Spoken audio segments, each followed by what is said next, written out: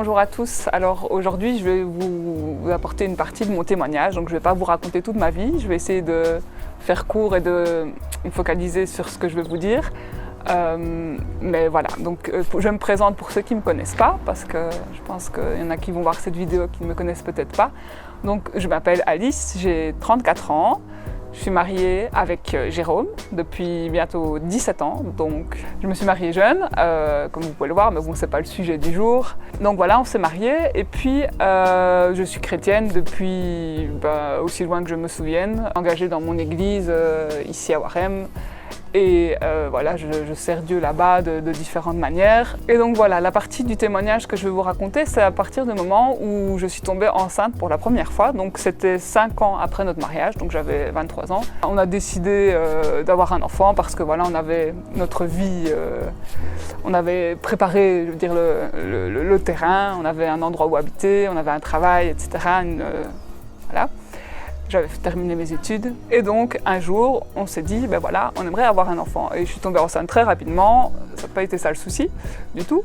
On a commencé déjà à l'annoncer puis à se réjouir, etc. C'était vraiment une bonne nouvelle aussi bien pour nous que pour la famille, pour l'église, comme dans je pense la majorité des cas où un couple attend un enfant, ben voilà, c'est une bonne nouvelle, donc tout le monde se réjouissait, nous aussi. Alors on a déménagé entre-temps, on a acheté une maison, on a changé de voiture.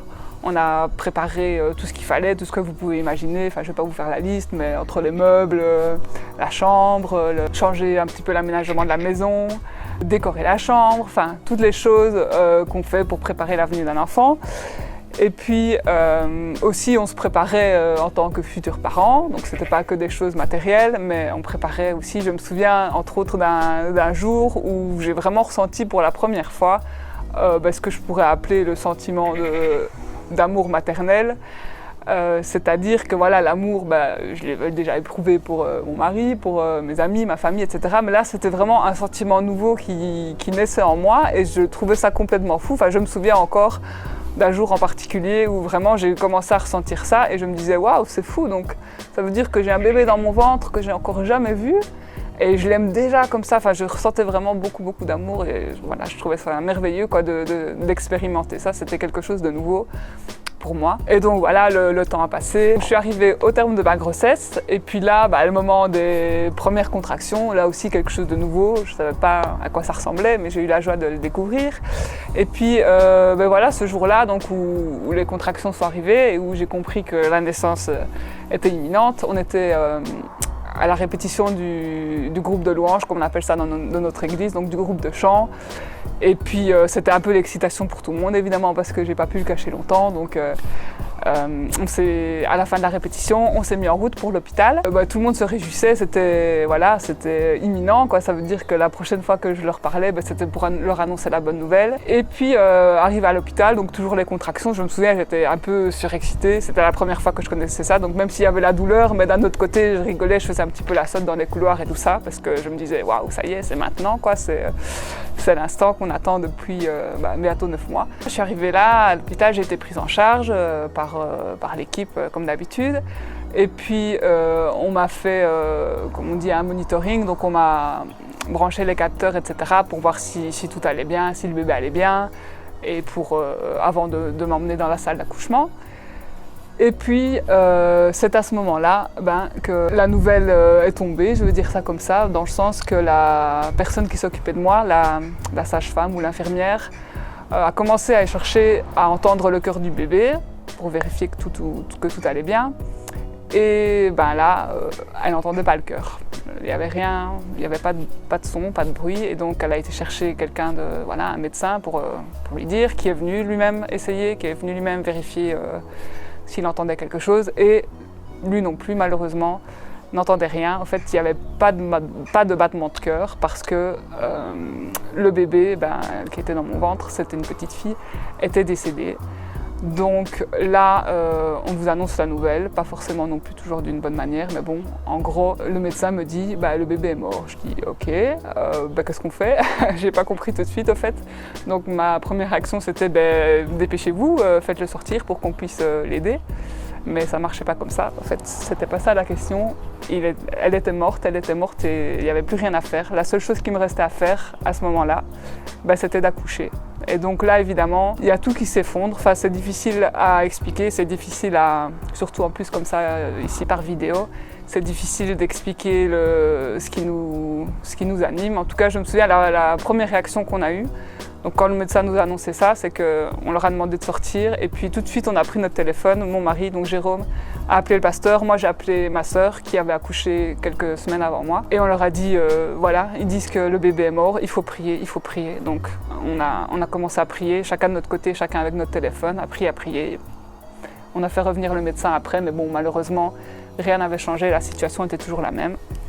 Donc là, on vous annonce que vous allez devoir accoucher. Accoucher, c'est déjà pas rien pour les mamans qui ont déjà accouché, mais en plus accoucher d'un bébé qui est mort. Alors, le but n'est pas de... Je pourrais faire un témoignage plus long, je pourrais rentrer dans les détails, etc. Mais ce n'est pas le but du témoignage aujourd'hui. Justement, quel est le but du témoignage aujourd'hui? Parce qu'il n'est pas terminé, mais c'est de vous expliquer au fait comment dans cette situation, Dieu, parce que je vais vous parler de Dieu, Dieu nous a aidés, Dieu nous a soutenus et Dieu nous a fait traverser cette épreuve. C'est vraiment pour ça que je raconte ça, c'est pas pour m'attirer la pitié, c'est pas pour qu'on me dise « oh c'est terrible », c'est pas pour qu'on compare non plus, parce que voilà, on a tous des chemins différents, on a tous des souffrances, on a tous des drames, et je sais qu'il y a des drames même bien pires que ça, c'est pas le but au fait de comparer, c'est pas le but de dire voilà, moi je connais un tel, lui est arrivé ça, etc.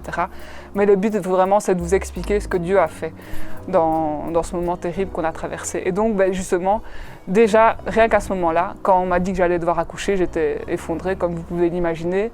Mais surtout, je me sentais absolument pas capable parce que toute mon excitation, toute ma joie que j'avais de savoir que j'allais bientôt rencontrer cet enfant, ça s'est transformé en drame en fait.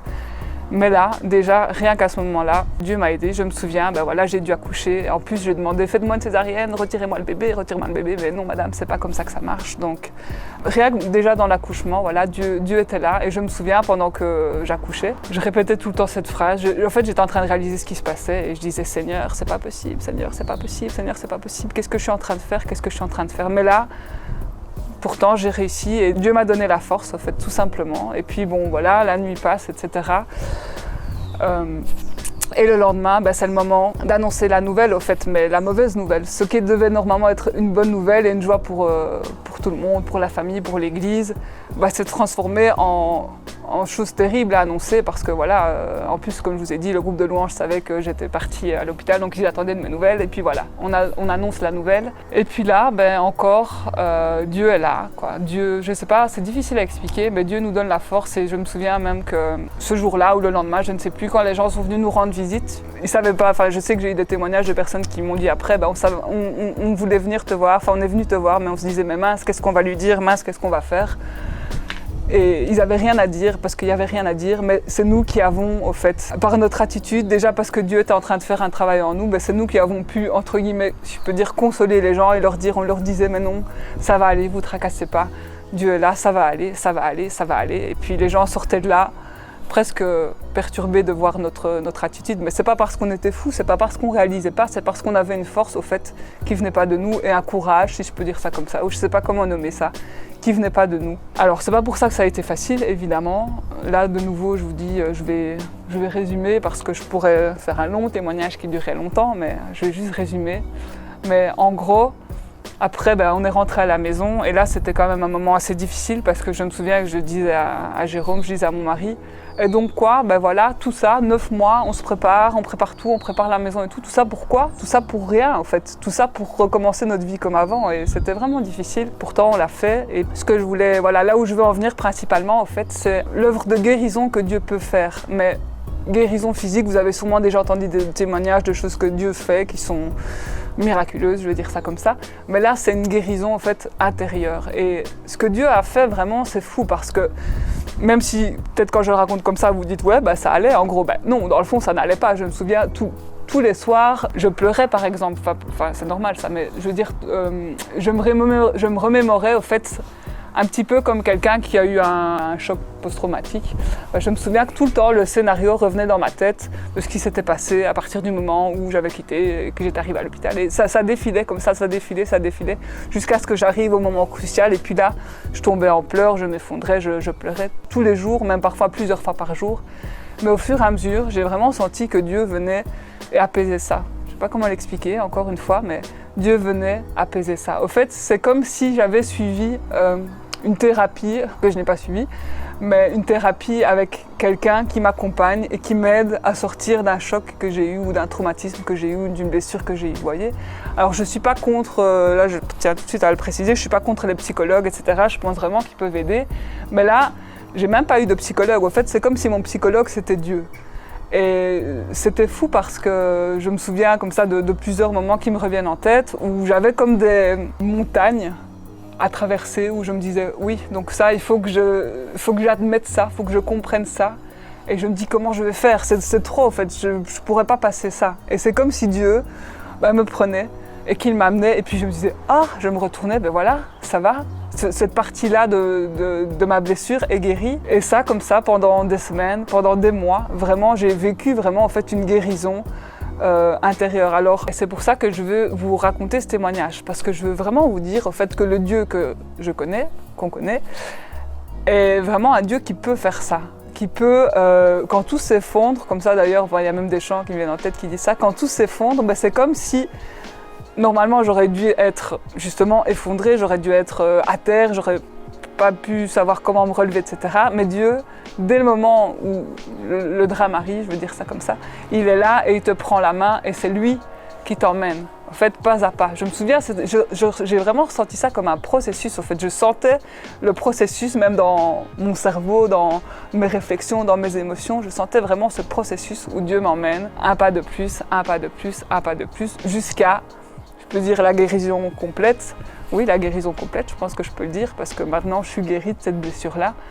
Et c'est vraiment pour ça, voilà, comme je vous dis, que je vais vous apporter ce témoignage pour vous expliquer que Dieu, il peut faire ça, en fait.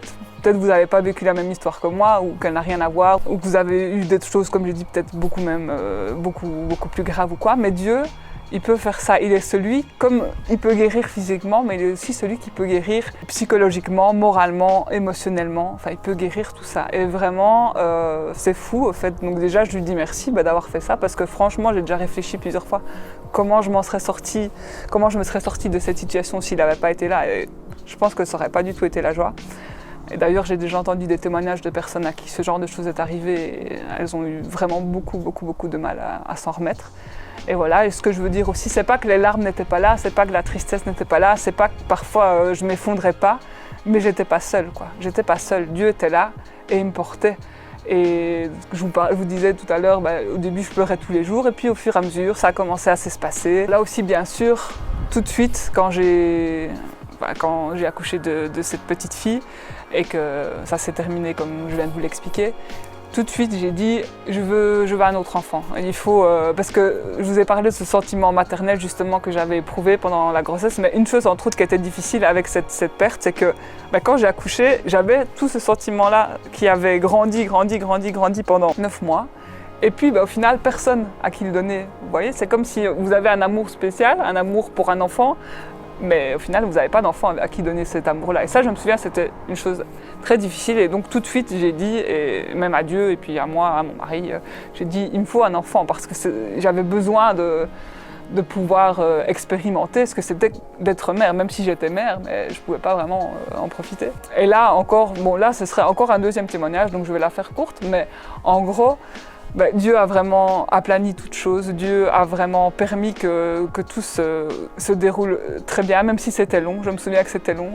Je pense que c'est la période la plus longue de ma vie où j'ai dû attendre avant de pouvoir qu'on puisse recommencer à essayer d'avoir un enfant, mais là, Dieu a permis que je tombe enceinte de nouveau rapidement. Et ce qui est fou aussi, et je pense que je vais terminer par là, c'est que là où j'aurais dû normalement avoir des craintes, parce que justement dans les témoignages de personnes qui ont déjà vécu ce genre de choses que j'ai entendu, mais c'est après quand elles retombent enceintes, c'est qu'elles sont angoissées tout le temps, quoi. Elles ont peur tout le temps qu'il y ait quelque chose, surtout que c'est pas quelque chose qu'on peut vérifier. On peut pas savoir si le bébé va bien dans le fond. Mais là, rien. Je me souviens que j'avais juste une paix. Au fait, quand je suis tombée enceinte, juste avant que je sache que j'étais enceinte, j'avais fait un rêve, et dans ce rêve, en résumé, Dieu me disait, tu vas avoir un enfant dans X temps et tout ira bien. Et je me souviens juste que Dieu m'avait dit tout ira bien. Et là, à partir du moment où il m'a dit ça, je ne me suis plus posé de questions. En fait, j'étais peut-être naïve aux yeux de certains, mais je savais que ça allait aller. C'était vraiment une promesse que Dieu m'avait faite et je savais que j'avais pas besoin de m'inquiéter, j'avais pas besoin de stresser, j'avais pas besoin de passer toute la grossesse angoissée en me demandant est-ce que le bébé va bien, est-ce que le bébé va bien. On m'avait même dit à l'hôpital, vous pouvez venir quand vous voulez, vérifier, etc. J'ai même pas eu besoin de le faire parce que j'avais simplement la paix. Je savais que Dieu était là, je savais qu'il avait promis quelque chose et je savais que ça allait aller. Et donc pour ça aussi, je le remercie. Donc en effet, j'ai eu quelques mois plus tard, même si c'était d'une manière assez particulière, un garçon. Et puis encore plus tard, une fille. Donc là, actuellement, on a avec nous 2 enfants qui sont grands maintenant, 10 ans et 7 ans. Et voilà, en gros, Dieu m'a vraiment accompagnée dans tout ça. Et je veux vraiment juste vous dire qu'on a un Dieu merveilleux et que si vous êtes passé par des choses difficiles dans votre vie, pas spécialement physiques, ça peut être physique aussi, mais en l'occurrence, ce n'est pas le cas de mon témoignage aujourd'hui, mais des choses, des drames ou des situations vraiment qui vous ont fait vous effondrer, faites confiance à Dieu, prenez-lui la main, en fait, simplement, je pense que Dieu, il est là, il tend sa main et il veut nous faire traverser ces choses-là, quelles qu'elles soient, il veut nous faire traverser ces choses-là et nous rendre plus forts aussi, il nous apprend. Il m'a appris beaucoup de choses, j'ai vraiment regardé la vie différemment après cette histoire-là. Déjà, j'ai réalisé que la vie, c'est pas quelque chose de... On claque des doigts, on voit un enfant, hop, il est là, on l'a, et c'est facile, c'est comme ça. Non, la vie, quand on a un enfant qui naît comme ça, qui est en bonne santé, mais rien que ça, c'est un miracle.